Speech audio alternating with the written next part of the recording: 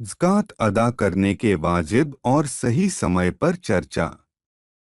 ज़कात अदा करने का वाजिब समय।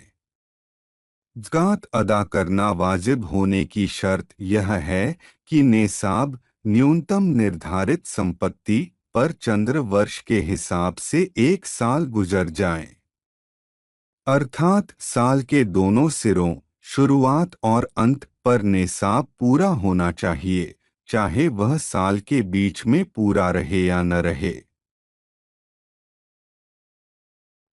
यदि कोई साल की शुरुआत में पूरे निसाब का मालिक बनता है और वह पूरी तरह बरकरार रहता है, यहाँ तक कि 1 साल गुजर जाता है, तो उस पर ज़कात वाजिब होगी।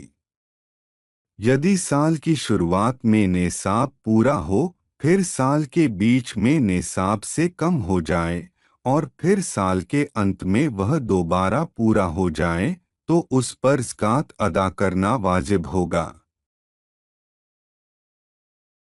जो व्यक्ति साल की शुरुआत में निसाब का मालिक होता है और फिर साल के बीच में उसी प्रकार की और संपत्ति अर्जित होती है, तो उसे मूल संपत्ति यानी जो साल की शुरुआत में थी के साथ मिलाया जाएगा और कुल योग पर ज़कात वाजिब होगी, चाहे वह संपत्ति व्यवसाय, उपहार, हदिया, विरासत या किसी अन्य तरीके से अर्जित की गई हो।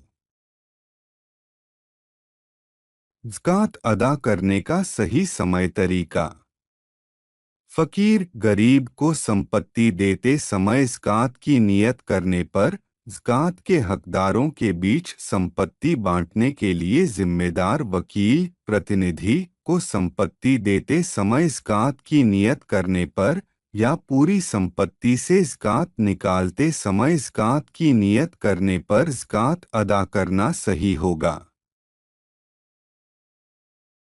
यदि कोई फ़कीर को बिना नियत के संपत्ति देता है और बाद में उसके लिए ज़कात की नियत करता है, तो यह जायज़ होगा, बशर्ते वह संपत्ति फ़कीर के हाथ में अभी भी बाकी हो। ज़कात की अदायगी सही होने के लिए फ़कीर का यह जानना शर्त नहीं है कि जो संपत्ति उसने ली है वह ज़कात की है। यदि कोई फ़कीर को संपत्ति देते समय कहता है कि वह उसे दान या ऋण के रूप में दे रहा है, लेकिन वह देने वाला दिल में ज़कात की नियत रखता है, तो ज़कात अदा करना सही होगा।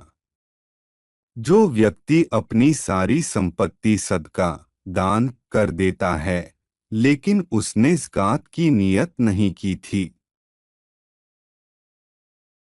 तो उससे ज़कात रहित या स्थगित हो जाती है। साल पूरा होने के बाद यदि कुछ संपत्ति नष्ट हो जाती है, तो नष्ट हुई संपत्ति के हिसाब से उसकी ज़कात कम हो जाएगी। उदाहरण के लिए किसी के पास 1000 दिरहम हैं, उस पर 25 दिरहम ज़कात वाजिब होगी। लेकिन साल के अंत में अगर 200 दिरहम नष्ट हो जाते हैं, तो ज़कात से 5 दिरहम कम हो जाएंगे। जिस व्यक्ति का किसी फ़कीर पर कर्ज है और वह ज़कात की नियत से उसे कर्ज मुक्त माफ़ कर देता है, तो ज़कात अदा करना सही नहीं होगा। इसमें फ़कीर को संपत्ति का मालिक नहीं बनाया गया और मालिक बनाए बिना ज़कात अदा करना सही नहीं होगा।